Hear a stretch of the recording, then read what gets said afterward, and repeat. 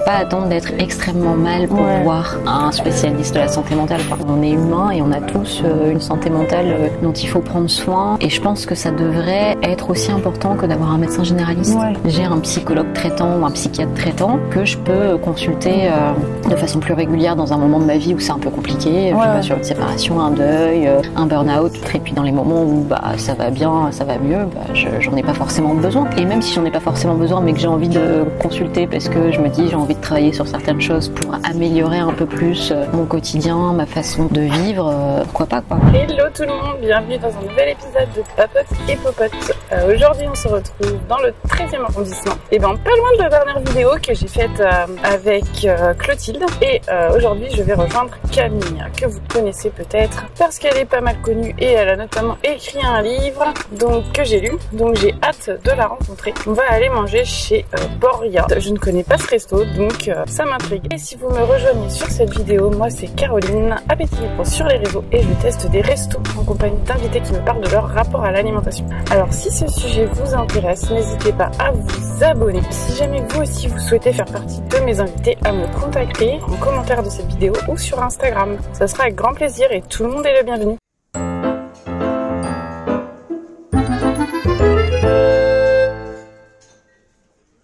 Alors j'ai rejoint Camille. Salut Camille. Bonjour. Comment vas-tu? Tiens, moi aussi je vais retirer mes lunettes.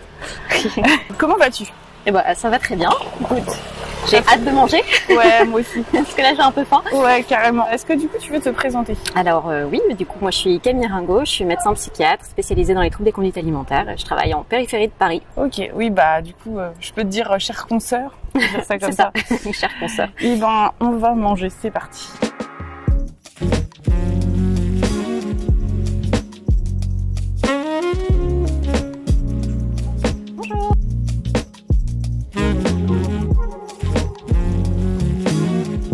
Ah oui, du coup, j'ai oublié de dire en intro que tu as écrit un livre que j'ai ramené.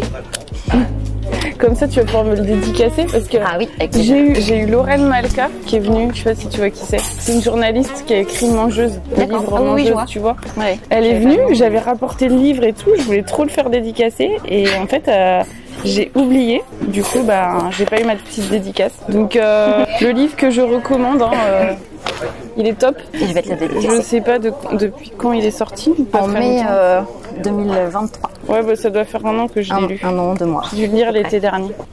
Tu repars avec. Comme ça, j'aurais pas oublié. Je suis dégoûtée. Dernière fois, dans la carte, elle a l'air pas mal. C'est pas trop italien parce que t'étais plus partie sur un italien. Oui, mais après j'aime tout. Ouais. Je suis vraiment les découvertes culinaires aussi, j'adore. Végé, un peu de tout. Vraiment, je suis pas, je suis ouverte à toutes les cuisines. Ouais. Et voilà. Top, merci beaucoup. C'est trop gentil. Et tu veux faire comment? Entrée plat, plat dessert, entrée plat dessert? Plat dessert, ça me paraît bien. Ouais. Enfin, dis-moi. Ouais. Je te suis. Non, j'étais en train de voir qu'il y avait des entrées qui me tentaient pas mal, mais après je peux prendre 2 entrées pour faire un plat. On peut faire plein de trucs. J'ai chaud. T'as envie d'un truc frais? J'ai envie d'un truc frais. Ouais, justement, le truc aubergine et maquereau, là, ça me tentait pas mal. Comme une green chips d'aubergine, là, ça a l'air original. Ouais, il y a plein de trucs qui ont l'air bons. Il y a des salades, pokéball. Pesto, pastèque, melon, vinaigrette à la framboise. C'est sucré-salé. Sinon, il y a la vinaigrette taille, là. Tataki de thon, il me tente aussi. Je crois que c'est dur de choisir. Il y a trop de choses. Non, trop de choses qui donnent envie. Tu vois, à chaque fois, les accompagnements, ils sont... Quand tu regardes le magret de canard, ils font un accompagnement improbable. Betterave, panis, cerise amarena, nectarine, jus aux épices. Moi, j'adore tester de nouvelles choses et c'est vrai que... je suis assez bluffée par les accompagnements. C'est assez cool. Bon, après, il y a aussi des trucs classiques, quoi. Tartare frites. Moi, je pense que soit je prends la Billy, parce que j'ai vu qu'il y avait aussi un accord sucré-salé, pas mal, avec des figues et du chèvre. Soit je prends 2 entrées. Ils sont originaux aussi, les desserts. Ouais. Poudre d'olive noire. Ça, c'est intriguant. La chantilly à la bière. Un brioche perdu. Ils utilisent de la tomate aussi dans les desserts. Ouais. Et de l'estragon. C'est improbable. En plus, le cadre, il est super sympa. Ouais, le cadre, il est hyper. J'avais vu la photo, en fait. J'avais vu la photo du cadre. C'est ça qui m'a attiré le premier truc.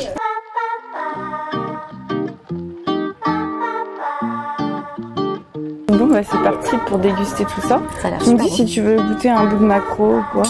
Je te dis. C'est bien, ils nous ont laissé la carte comme ça si on se rappelle plus ce qu'il y a dedans. Parce que des fois, tu sais, tu prends des plats au resto, puis il y a tellement une description à rallonge que faut que tu goûtes, tu te rappelles plus. C'est fondant le maquereau en fait. Hein. Mais j'ai pas du tout l'habitude d'en manger. Bah moi j'en mange en boîte, ça m'arrive mais rarement. Et sinon ce resto japonais, j'aime bien les sashimi de maquereau. Moi j'adore le thon. Un resto japonais, c'est Ah oui. le thon cru, je suis... C'est mon verre, c'est je suis celui de fan. droite. Alors pour commencer, ma première question, c'est pourquoi tu as choisi ce resto. Tu l'as pas vraiment choisi, mais quand même un peu, parce que je t'avais fait quand même plusieurs propositions. Qu'est-ce qui t'a attiré pour venir là? Les photos Les photos. de l'extérieur. Non, ça avait l'air super mignon. Puis comme je disais tout à l'heure, j'adore découvrir un peu des saveurs. Dans les restos, ça c'est un truc... j'adore cuisiner. Je cuisine énormément chez moi. D'ailleurs, sur mon compte, on voit pas mal de recettes. Et du coup, quand je vais au resto, j'aime bien que ce soit des choses que je vais pas forcément faire à la maison. C'est vrai que sinon, je peux être assez déçue en règle générale. J'aime bien découvrir des nouvelles saveurs. Tu vois, la cuisine du monde, la cuisine un peu travaillée, ou les restos thaïlandais, japonais, enfin des choses que moi je sais pas faire, pas bien faire en tout cas à la maison. Et là, j'ai vu sur la carte toutes ces choses qui étaient très différentes les unes des autres. Le tataki de thon m'avait interpellé avec le kiwi, coco, citronnelle. Et j'ai regardé la brioche perdue. Je me suis dit mince, chantilly à la bière. Elle m'attire. Ouais. Mais la dacquoise fraise pistache aussi, donc dilemme. Voilà, quand j'ai vu ça, je me suis dit, si tu veux faire moite des desserts, avec grand plaisir. Bah ouais, pourquoi pas. La carte, elle interpelle et ce genre de plat me plaît bien. Du coup, tu vas rarement au resto. À peu près tous les combien? Une fois tous les 2 mois, à peu près. C'est sûr que comme t'es jeune maman, ouais, alors là, encore moins. Depuis l'accouchement, j'ai pas fait vraiment de resto. C'était accouché quand? En janvier, fin janvier. On a fait quand même quelques petites sorties quand on n'avait pas forcément le bébé. On a fait une sortie récemment avec le bébé juste pour aller boire un verre et c'est trop stressant. Ouais, c'était compliqué. Il était et j'en vois des fois des parents qui sont là, je fais, mais comment? Quels sont vos enfants? On a dû rentrer. Au final, je pensais qu'on allait manger sur place. On n'a pas mangé sur place parce que c'était trop compliqué. Et puis j'ai aussi, je suis belle maman de 2 autres enfants. Ah oui. Qu'on a une semaine sur 2. 6 et 9, donc plus le bébé. Ça devient un peu compliqué d'aller au resto. Même si j'adore ça. Il y en a qui disent faut les habituer jeunes, quoi. Genre 2 mois, ils vont au resto. Puis en fait, te faire garder ton enfant, quand t'es jeune maman, t'es partagée entre tu peux pas le lâcher parce que c'est l'amour de ta vie, tu peux pas le confier à quelqu'un. Enfin, moi, je sais que j'ai trop du mal. J'ai trop du mal à le confier à quelqu'un, de partir. À la rigueur, que à mon mari, quoi. Faut faire confiance aussi. Enfin, c'est hyper dur. Tu connais pas, quand tu connais pas les personnes, quand t'as pas de famille dans le coin. Enfin, moi, j'ai pas de famille dans le coin. C'est compliqué de le faire garder, quoi. Ouais, moi aussi, pareil. J'ai été 5 mois en congé mat, à peu près. Pendant 5 mois, j'ai passé mon temps avec lui, quoi. J'ai quasiment pas été séparée. Ouais, bon, pareil. Et du coup, toi, en tant que mangeuse, tu te définis comment si tu devais te choisir un adjectif qualificatif? Curieuse. Gourmande aussi. Oui. J'aime manger. Depuis toute petite ou c'est un truc que t'as découvert sur le tas? Après, c'est plus récent. En fait, c'est la découverte des différentes saveurs qui me plaît beaucoup. Et ça, c'est plus récent. On va dire que pendant mes études de médecine, c'était pas trop ça. Manger pour manger, quoi. Enfin, t'as moins le temps de découvrir des choses. Et depuis que je cuisine plus, finalement, depuis le Covid, je dirais. Ah, c'est le Covid, ouais. C'est pendant le Covid et les confinements que j'ai vachement plus cuisiné. Et c'est là que t'as ouvert ton compte Instagram. Oui, c'est ça. C'est là où j'ai ouvert mon compte Instagram qui au début était que de la bouffe, que des recettes. Et tu disais que t'étais psy au début ou pas? En fait, au tout début, j'axais principalement sur des recettes et je voulais aborder les idées reçues sur l'alimentation qu'on pouvait avoir par le biais des recettes. Mais moi, en fait, j'ai fait la même chose avec mon compte. Au début, je voulais parler des restos et parler de mon problème avec l'alimentation, tu vois. À travers Et en fait, après, j'ai vu que les gens étaient vachement plus intéressés par ce que je racontais que par le resto en lui-même. Ben, un peu la même. Ben, voilà. Les gens sont beaucoup plus réactifs. Donc, comme quoi, ça parle beaucoup aux gens. J'ai été étonnée, quoi. Je pensais pas que tant de gens allaient... Tout ce que je racontais à propos des idées reçues sur l'alimentation, sur le corps, sur le poids, et puis après, toutes les infos sur les troubles alimentaires, ça plaît beaucoup plus que mes recettes. Mais bon, en même temps, je suis pas cuistot, donc... Bah ouais, ça aurait été l'inverse, tu te serais dit, j'ai raté ma vocation. Peut-être, j'aurais peut-être juste arrêté Instagram aussi. Mais ouais, à ce moment-là, j'ai vachement plus cuisiné. Et c'est là où je me suis entraînée à faire des trucs que j'avais jamais fait avant, la cuisine indienne, la cuisine thaïlandaise. Mon copain, il adore aussi la cuisine exotique, donc c'est potentialisé, on va dire. Tu travaillais pendant le confinement ou t'étais... Ouais, je travaillais, mais bon, le reste du temps on était confiné, donc malgré tout, t'as l'impression que tu fais beaucoup moins de choses, tu vois, donc... T'as plus de temps chez toi. J'ai fait plus de choses, en tout cas chez moi, et à ce moment-là, ça a été la cuisine. Et du coup, dans ta vie, tu considères que t'as toi-même eu des soucis avec l'alimentation ou finalement c'est pas trop un sujet pour toi? Et je pense que un peu comme tout le monde, parce que j'ai l'impression que tout le monde a eu un rapport à l'alimentation un peu perturbé quelque part. Enfin, c'est tellement fréquent. J'ai été entourée de régimes, de culte de la minceur, de pression aussi par rapport au corps mince. Ouais. Je faisais de la danse classique, tu vois, j'en ai fait longtemps. C'est intéressant ça, parce que j'ai reçu pas mal de gens qui ont eu des TCA suite à la danse classique. Donc toi finalement, t'as réussi à t'en protéger quand même. Oui, moyennement on va dire. Enfin, c'est pas forcément simple. Après, c'est un milieu qui est hyper à risque. Il n'y a pas que ça, mais tout ce qui est sport esthétique, que ce soit la danse classique, le patinage artistique, la gym rythmique. J'avais commencé toute petite avec de la gym, et puis mes parents m'ont vite retiré de la gym parce que c'était d'emblée, tu vois, très compétition, surveillance. Enfin, il y avait beaucoup de choses.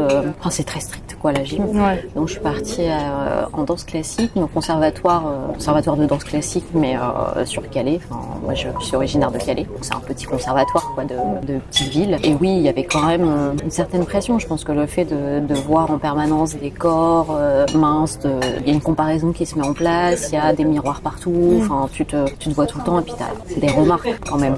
Ah ouais. T'as des remarques. Même quand t'es mince de base. Parce que t'étais mince de base, non? Plutôt normal. Ouais. Moi. Enfin, même quand t'es normal, quoi, t'as des remarques. Ouais. Quoi comme genre de remarques? Bah, c'est pour rire, entre guillemets. Oui, pour rire, entre guillemets, ouais. Ouais, c'est ça. C'était en mode un peu, ça se voulait léger. Mais c'était, dis donc, les filles, va falloir rentrer votre ventre. Qu'est-ce que vous avez mangé ce week-end? Ah oui, c'était pas destiné, c'était global. C'était global. Oui, non, c'était pas ciblé. Ouais. Mais après, j'ai eu des patients qui m'ont raconté des trucs. Ouais.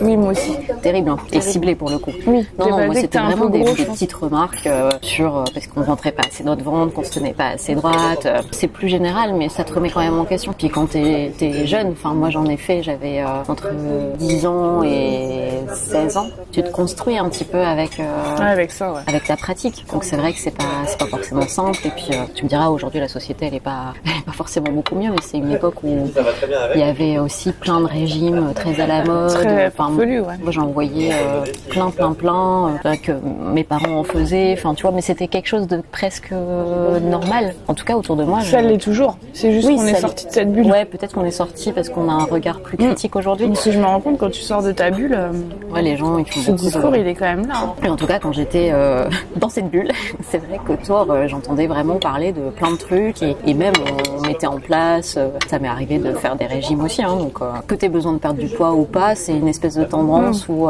quand t'es jeune, je te dis je vais essayer, je vais me lancer. Tu vois des gens faire autour de toi, tu fais aussi. Notre société. Mais tu n'as pas sombré dans un extrême. T'es pas allé jusqu'à un extrême TCA selon toi, ou maintenant avec ton regard de psy, tu dirais différent? J'ai eu des soucis avec l'alimentation, je peux dire ça comme ça, et avec mon corps. Dans un cadre plutôt surtout de dépression, de difficulté à gérer ma confiance en moi, mon estime de moi. Quand j'étais ado, c'était un petit peu compliqué cette période. En tout cas, merci d'en parler parce que c'est pas toujours évident. Tu parles pas trop de ton parcours propre. Je parle pas de sur ton compte parce que peut-être tu veux garder un cadre professionnel. Complètement. Et je comprends. Non, c'est vrai que c'est un sujet que j'aborde pas parce que je pense qu'il n'y a pas forcément d'intérêt pour les patients à aborder. J'aime pas forcément parler de moi, ma vie. Ouais. Comme ça, sur les réseaux sociaux encore moins. Mais voilà, je pense que comme beaucoup de monde qui s'intéresse à ce sujet-là, j'ai été sensibilisée à ça, que ce soit par mon entourage proche ou par moi-même. Et c'est ça qui fait aujourd'hui que je suis aussi investie. Cette passion de pouvoir aider par rapport aux troubles alimentaires les gens et que j'en ai fait mon métier. Et oui, quand tu vis un peu les choses de près ou de loin, tu as une affinité par rapport à la spécialité dans laquelle tu bosses. Quoi. Mais c'est pour ça que tu as fait médecine et psychiatrie ou non, pas du tout. Non, à la base, je voulais faire neurologue pendant une période. Après, je voulais faire endoc. J'ai eu plein d'envies différentes et puis je suis passée en fait dans un service de troubles alimentaires à la fin de mon externat et je me suis dit ça relie pas mal de spécialités finalement parce que c'est pas, pour moi je le voyais pas comme de la psy, je voyais aussi les complications médicales, je voyais l'aspect nutrition, il y avait pas mal de choses très différentes, les perturbations de l'image corporelle, enfin tu vois il y a un mélange entre la neuro, l'endoc.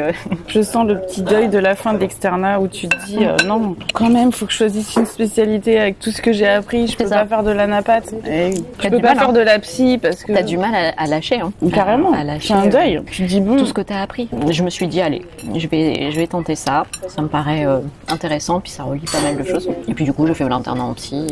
Et ça t'a plu? Ça m'a plu, je me suis d'emblée dit, je vais travailler dans les troubles des conduites alimentaires. Donc, et à Lille, pour travailler dans ce domaine-là, c'était rattaché au service d'addictologie, donc j'ai fait un diplôme complémentaire d'addicto. Et j'ai travaillé un peu en addicto aussi, ce qui était très intéressant. Ça se recoupe, quoi. Et voilà, et après, j'ai toujours travaillé dans le domaine des troubles alimentaires jusqu'à aujourd'hui, plus ou moins avec d'autres aspects. Enfin, non, j'allais dire, j'ai fait aussi bien de l'addicto et de la TCA, de la psy générale et de la TCA. Enfin, tu vois, je faisais pas forcément que TCA. Et là, maintenant, ça va être TCA un peu plus, mais avec les comorbidités psy, ouais. Ouais. Ça ressemble à rien, mais bon. Alors. Merci. Merci.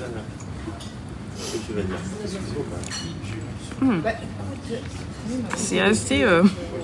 Il y a toutes les saveurs là-dedans. Un petit condiment à la mûre.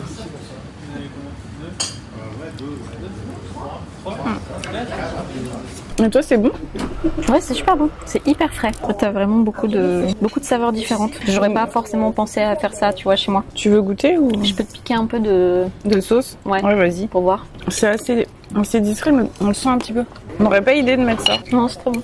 Et alors après, dans ton parcours, donc t'as arrêté la danse, t'as fait médecine. Et tu penses que ton rapport à l'alimentation s'est apaisé tout seul ou t'as fait quelque chose de spécial? J'ai toujours fait beaucoup de psychothérapie, moi. J'ai passé des années à avoir des suivis.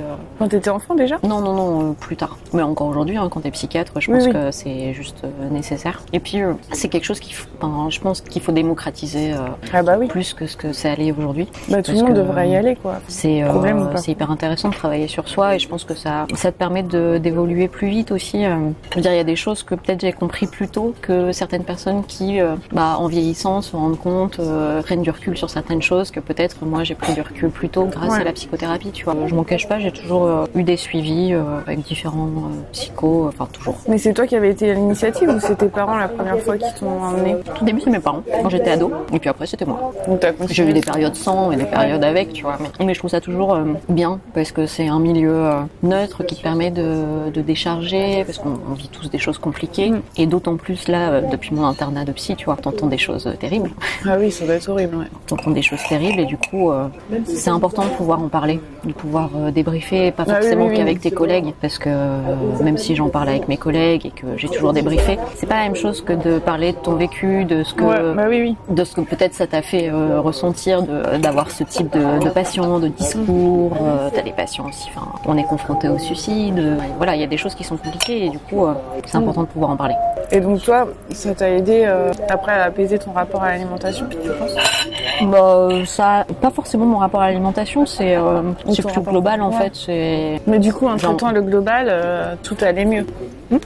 Au niveau du moral, au niveau de l'estime de soi, la gestion des angoisses, j'ai encore à apprendre, hein. J'ai encore à travailler sur moi. Je pense que j'aurai toute ma vie encore à travailler sur moi par rapport à ça, pour toujours améliorer un petit peu les choses et améliorer la façon dont tu te sens. Ça m'a beaucoup aidé globalement dans ma façon de m'affirmer. Il y a 10 ans, 15 ans, jamais j'aurais pu faire un compte Instagram et faire des vidéos. Et encore les vidéos, c'est récent parce qu'avant je n'osais pas du tout. Et j'ai eu du mal à me lancer parce que j'avais du mal déjà à me dire je suis légitime à faire des vidéos, le gros truc. C'est quand même le comble. Et légitime à parler des TCA. Voilà, le syndrome de l'imposteur. Ça, c'est un truc qui m'a beaucoup suivi et que que je travaille beaucoup en psychothérapie. Et oui, il y a 10-15 ans, j'aurais pas pu faire un compte. Je pense que j'avais tellement pas confiance en moi. Je me serais pas lancée. Je me serais pas exposée à ça, même si j'en avais envie, tu vois. Je serais restée quand même dans ma bulle. J'étais enfermée dans ma bulle. Bon, après, j'étais enfermée dans les études de médecine aussi. Hein. Oui. C'était pas non plus une période... C'est une parenthèse assez énorme dans ta vie. Parce que c'est 5 ans aussi. T'es coupé de tout, hein. 5 ans le psy. 4 ans.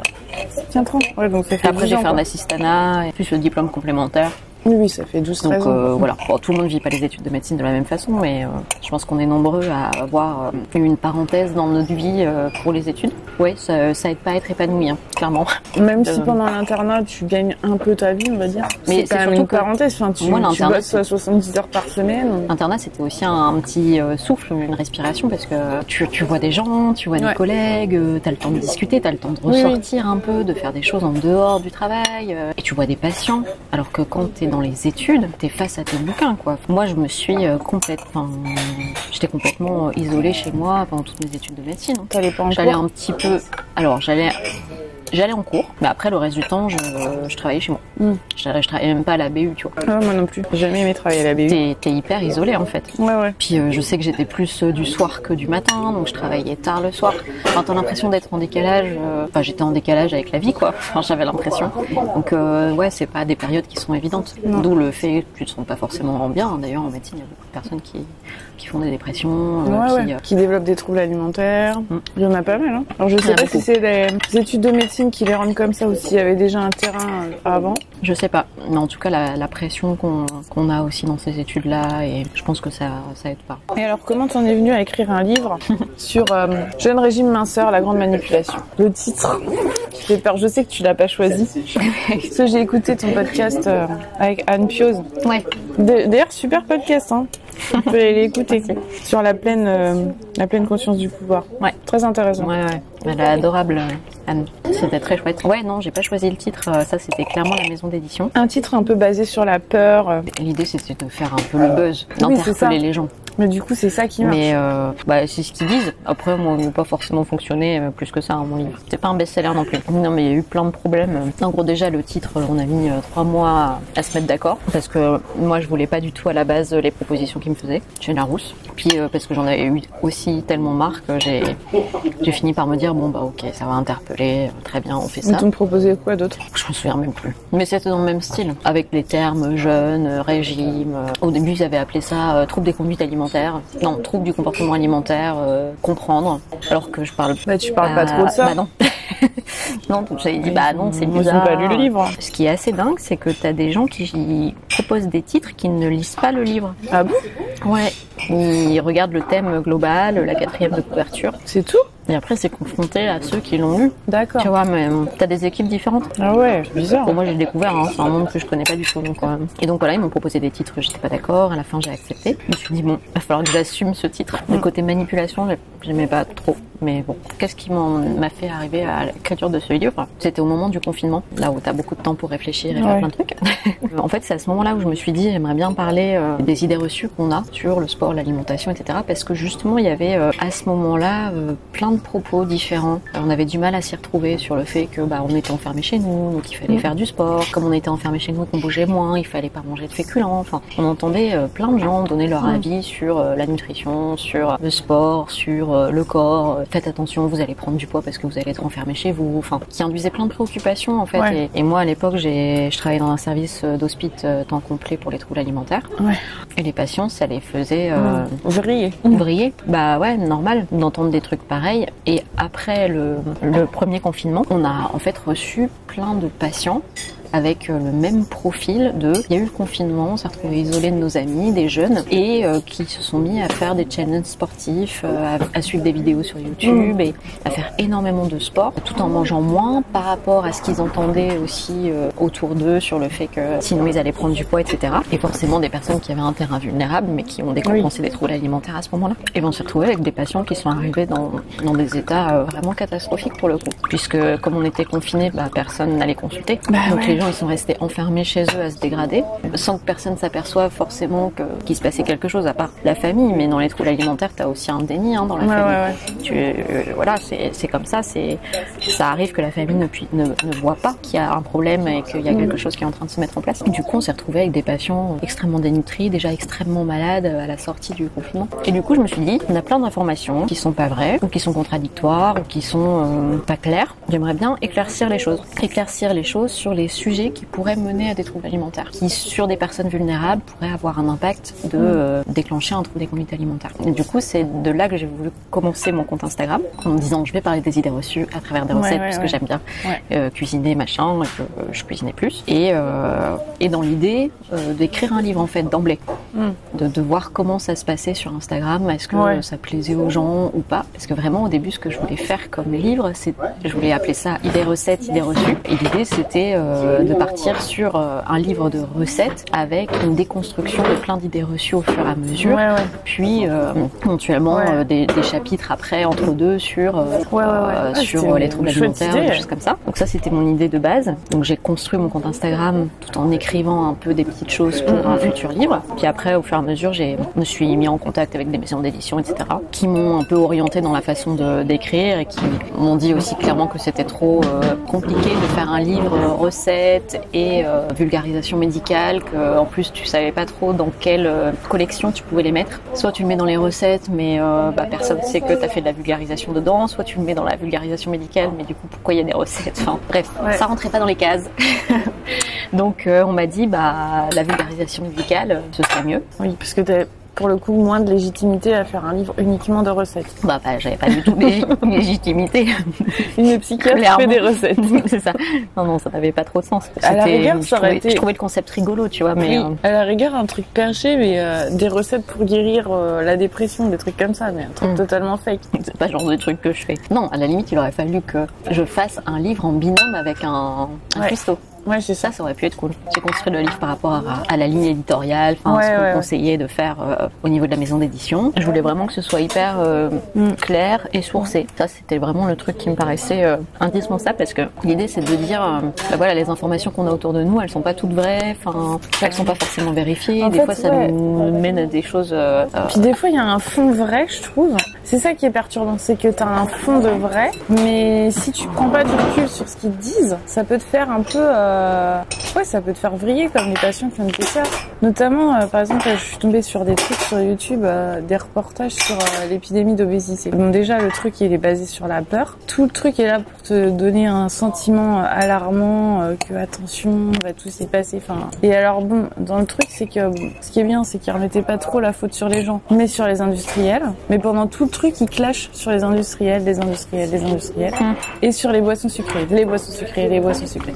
Et en gros, en fait, c'était même plus un reportage sur l'obésité, c'était sur les boissons sucrées, quoi. À la fin, je fais, mais c'était quoi votre sujet? Et ouais, c'est vrai que le truc des boissons sucrées, je trouve que ça a tendance à créer un peu la psychose, quoi. On va tous mourir parce qu'il y a du coca en ventre, quoi. C'est quand même pas... je sais pas... Toi, c'est quoi ton argumentaire derrière? Si t'as un patient qui vient et qui te dit que les boissons sucrées c'est le diable. Justement, moi j'évite la diabolisation alimentaire. J'essaye d'amener à ça, à ne pas diaboliser, à trouver de la nuance. Après, d'un point de vue médical, je peux pas dire que les sodas c'est bon pour la santé. Tu peux pas le dire. Les produits industriels, si on peut faire autrement, c'est bien. Mais si on en a envie par moment, c'est bien aussi en fait. C'est toute la question de trouver une nuance, un équilibre. Tout en sachant, d'avoir cette éducation, de se dire d'un point de vue nutritionnel, c'est clair que si je fais des repas maison, si je bois des produits sucrés mais pas forcément chimiques, industriels et tout ça, ce sera mieux pour ma santé, mais qu'après je m'interdis pas non plus les choses. Et puis après, il faut aussi avoir le temps de faire tous les repas à maison, de pas manger des produits industriels qui sont d'accès facile, qui sont des fois moins chers que d'acheter des produits faits maison, de quoi faire les produits maison. Donc c'est ne pas diaboliser, pas partir dans les extrêmes, trouver la bonne nuance par rapport à ce qu'on a envie de faire, tout en ayant conscience de l'aspect nutritionnel de ce qu'on mange. Le problème, c'est que diaboliser les choses comme ça, juste en diabolisant et en induisant effectivement la peur par rapport à certains aliments, ça fait l'effet inverse. Les gens, du coup, ils se sentent coupables. Il y a beaucoup de restrictions cognitives chez un bon nombre de la population. Il va y avoir des personnes qui vont faire des compulsions derrière, grignoter, avoir développé des troubles alimentaires ou majorer leurs troubles alimentaires et du coup se retrouver de plus en plus dans des situations d'obésité de plus en plus importantes.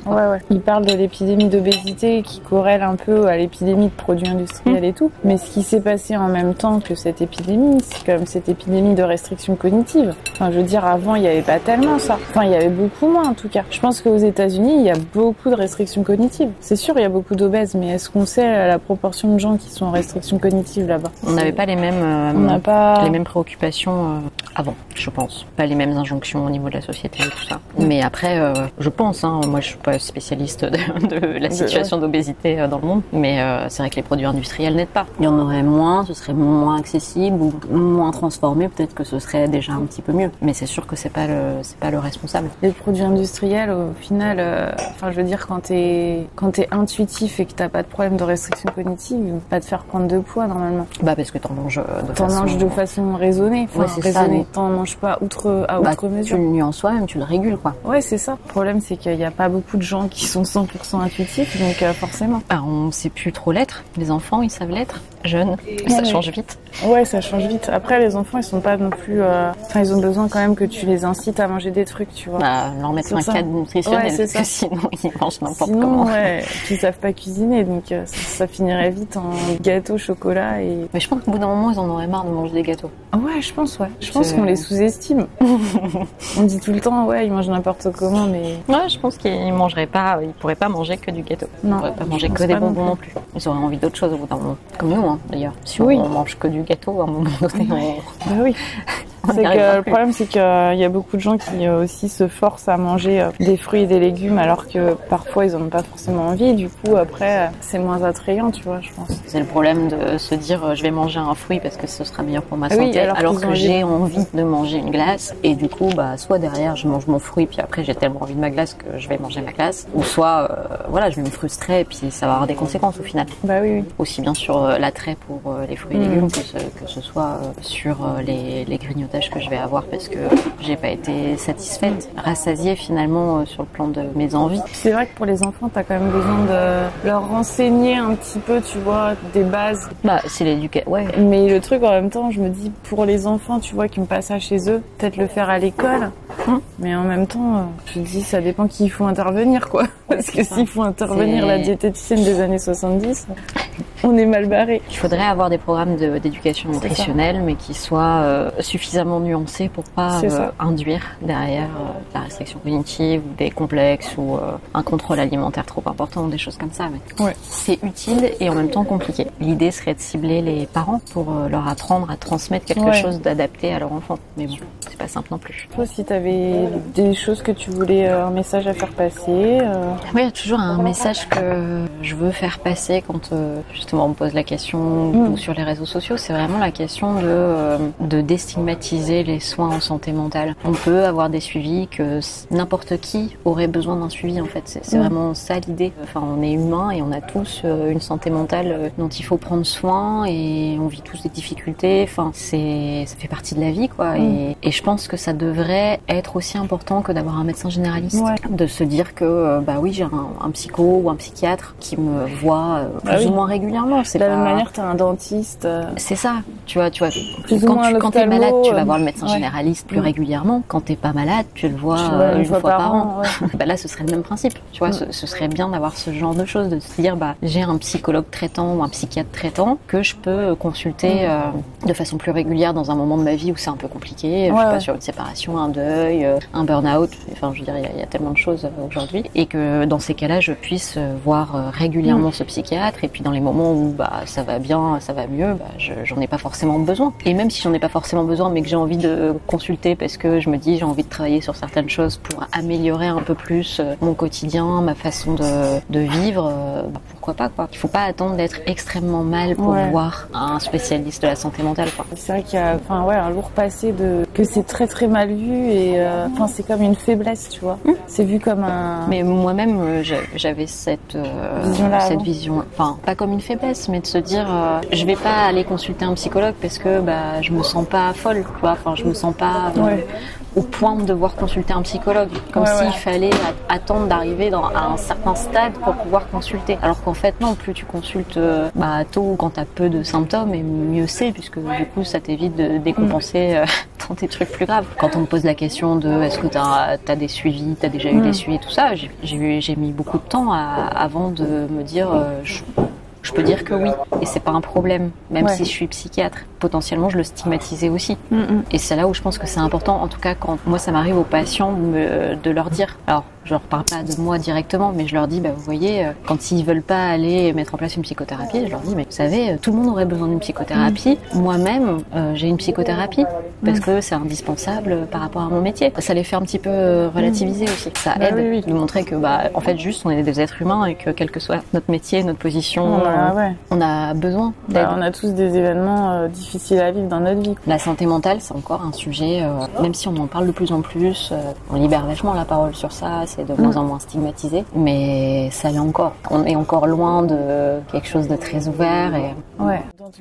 Dans ton livre, tu parles de régime, etc., qu'il faut pas se restreindre, etc. Mais du coup, par rapport aux gens qui doivent, entre guillemets, perdre du poids pour leur santé, qu'est-ce que tu conseilles? C'est une question qui revient souvent, ça. Par rapport à la santé, justement, quand on doit perdre du poids, en tout cas retendre vers notre poids de forme parce qu'on est en surpoids, on est au-dessus et qu'on commence à avoir des complications somatiques. La question, c'est déjà de trouver l'origine de ce surpoids ou de cette situation d'obésité, parce que il y a plein de causes différentes. Ouais. Et c'est pas forcément le fait de manger trop. Tu le sais, on a fait les mêmes études, mais c'est vrai qu'il y a plein d'origines au surpoids et à l'obésité, que ce soit des origines métaboliques, endocriniennes, génétiques, et puis il y a les troubles alimentaires. Donc si on commence à mettre au régime quelqu'un qui fait des crises d'hyperphagie, ça va être... C'est compliqué parce que souvent les gens ils vont le cacher, tu vois. Donc, quand ils vont consulter, ils vont... Mais parce que c'est honte. Il y a un sentiment de honte qui est associé aux crises d'hyperphagie. Ça devrait pas l'être, mais il y a quand même ce sentiment de honte, de culpabilité, et du coup on cache les choses. Le sentiment d'être responsable aussi de ce surpoids, et du coup de se dire je vais me mettre au régime et ça va arranger tout. Oui, puis au final ça aggrave et ça entretient quoi. Donc c'est comprendre ce qui se passe, ce qui fait qu'il y a un surpoids chez la personne déjà. Et ensuite en fonction de l'origine de ce surpoids, essayer de mettre en place des stratégies qui sont adaptées, en fait, personnalisées. Si c'est un trouble alimentaire, c'est travailler peut-être sur la restriction cognitive, sur ce qui déclenche les crises, sur peut-être la gestion émotionnelle, des choses comme ça. Si c'est des causes endoc, il y a peut-être un traitement, il y a peut-être des choses à faire. Ça peut être aussi iatrogène, un peu aussi tous les médicaments, de voir s'il n'y a pas des médicaments qui sont à l'origine de ce surpoids. Et après, si c'est une question aussi d'éducation alimentaire ou d'apports qui sont effectivement trop important par rapport aux besoins, c'est d'être accompagné déjà avec des professionnels qui soient spécialisés et qui induisent pas des choses qui n'aient pas un effet délétère, qui soient bénéfiques pour la personne. C'est dans tous les cas pas de restrictions drastiques, pas d'interdit alimentaire, et d'être sur de la rééducation très progressive pour que la personne, en fonction des habitudes de la personne, pour que justement ça puisse être mis en place dans le quotidien sans que ce soit perturbant, sans qu'il y ait un sentiment de frustration, de contrôle trop important. Donc c'est vraiment prendre le temps de faire les choses, de modifier progressivement, petit à petit, des habitudes alimentaires, des quantités, s'il y a besoin. Après, des fois, t'as des gens qui sont en surpoids, en obésité, tu creuses tout ça et il y a rien de tout ça. Ça peut arriver, tu vois. Ça peut soit être des gens qui ont eu un passé de régime chronique et du coup qui ont un métabolisme qui est un peu déréglé, qui du coup se retrouvent en surpoids mais qui finalement mangent pas trop. Et du coup, dans ça là, tu fais quoi? Tu dis qu'il vaut mieux... Merci. Attends, je voulais juste finir sur le truc qu'on est en train de dire. Vaut mieux que ma santé mentale reste bien, quitte à perdre un peu de santé physique, parce que je pense que la santé mentale prime quand même. Je sais pas si ça prime, mais en tout cas, il faut trouver le bon équilibre. Il faut trouver un équilibre. C'est la balance bénéfice-risque. Est-ce que ça vaut le coup que je mette en place des choses qui sont trop complexes pour ma santé mentale ou qui me mettent mal pour ma santé physique? Effectivement, c'est ça, ouais. Pas, faut faire la balance bénéfice-risque.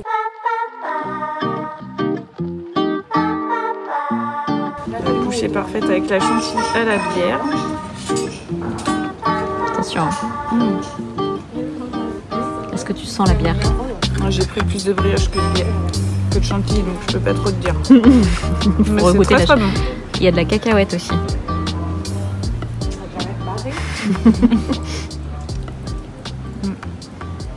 Ça sent la bière. Ah, ça y est.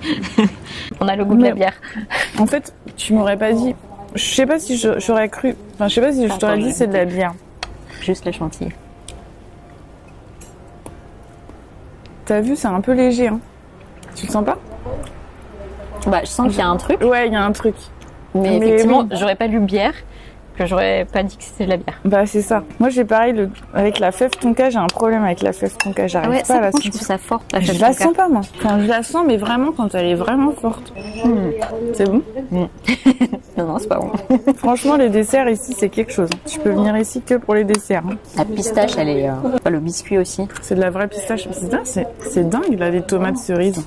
Moi je fais pas mal de plats avec de la pistache salée. Pistache tomate ça me choque pas. Fraise oui, mais pistache tomate sucrée. Fraise. Bah oui. Attends je vais goûter tomate pistache. Attends, hier on m'a sorti une aberration. Je suis allée manger une glace dans un nouveau glacier et le mec vendait des lattes pistaches. Donc on lui dit on prend un latte pistache. Il nous dit avec ou sans sucre. On me dit on va tester sans sucre. On me dit ah oui bon bah vous allez voir. Et puis je goûte et puis je fais ah oui c'est bon, on dirait que c'est un petit peu sucré quand même. Et il me dit bah oui la pistache c'est un petit peu sucré. Je fais c'est pas le lait plutôt qui est un petit peu sucré. Et lui il me dit bah non le lait c'est pas sucré le lait. Je pense que c'est plus le lait que la pistache. Bah la pistache c'est que du gras la pistache. Enfin, bon, j'ai pas voulu le contredire mais je suis pas une experte en qualité. Pour moi les cacahuètes, pistaches, noix de cajou, enfin c'est des trucs avec lesquels on fait de l'huile.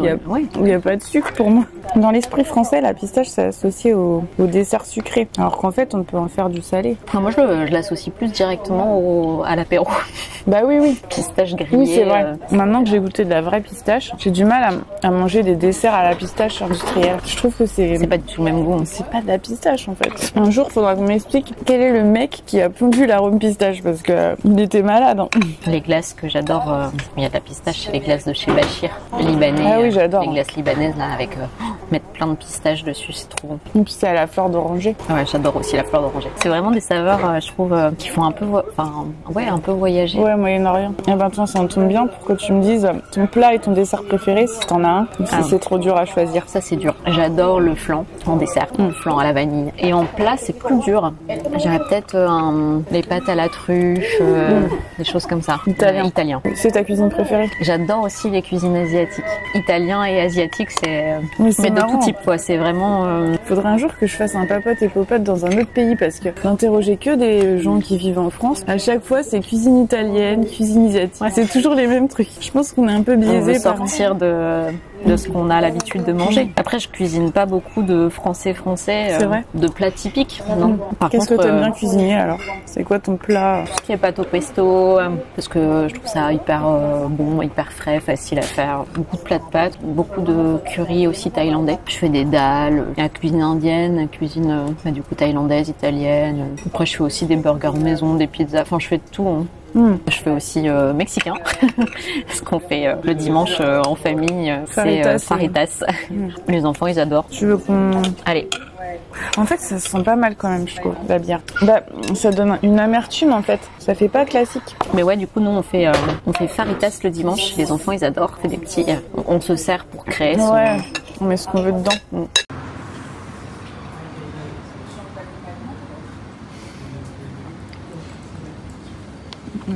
C'est super bon. Ah, je sens plus la bière. Mais j'aime bien les deux. Beaucoup plus recherché en saveur. Enfin, non, c'est beaucoup plus régressif. Ouais. Mais très bon. Il y a un petit côté sundae caramel avec les cacahuètes là. Mais la chantilly à la bière, ça apporte un truc. C'est très original. Est-ce que tu as des considérations éthiques dans ton alimentation? Écologique plus que. Ouais. Oui, bah ça fait partie. Sur la. Enfin, je suis pas insensible aux animaux non plus. Hein, mais... Oui, bien sûr. Mais c'est plus sur la question de l'écologie. On essaye progressivement de manger quand même moins de viande à la maison, plus du local, des circuits courts, des choses comme ça. Mais c'est pas toujours possible non plus quoi. Et puis on aime bien manger de la viande de temps en temps, donc on y va progressivement. Dans l'idéal, j'aimerais bien manger de façon très écologique et. Ouais. Mais c'est un coût, c'est un temps, c'est pas toujours évident avec les enfants. Bah non. On essaie de leur apprendre déjà à manger des plats sans viande, mettre du fromage, à faire plus de plats avec des œufs, des choses comme ça. Même des protéines végétales, des alternatives végétales, même si j'aime pas toujours ça, donc ça dépend desquelles. On l'ancre dans les habitudes au fur et à mesure. De toute façon, on va devoir tous tendre vers ça à un moment donné. Bah ouais, revenir à ce qu'on faisait avant. Au final, on mangeait moins de viande, je pense. Oui, non mais globalement, j'en mange quand même beaucoup moins que quand j'étais enfant, ouais. Tu vois, par exemple. Mais sur ces convictions écologiques, du coup. Merci beaucoup Camille d'avoir participé à ma vidéo. Bah merci à toi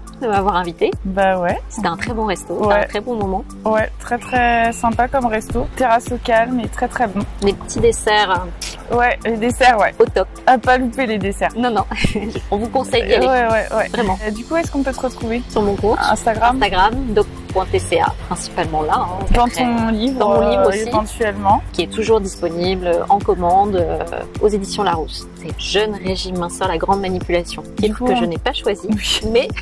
Et du coup, on peut le trouver sur Amazon. On peut le trouver sur Amazon, on peut le trouver à la Fnac, Cultura. Des petits libraires de quartier. Il faut le commander dans les libraires de quartier. C'est ça. Mais bon, je vous encourage pas à utiliser Amazon, mais voilà. Il est facilement trouvable sur Amazon. Et bien, merci. Merci à vous d'avoir regardé la vidéo jusqu'au bout. N'hésitez pas à la liker, la commenter, la partager et à vous abonner. Alors, on se dit à une prochaine vidéo. Bye bye. Bye.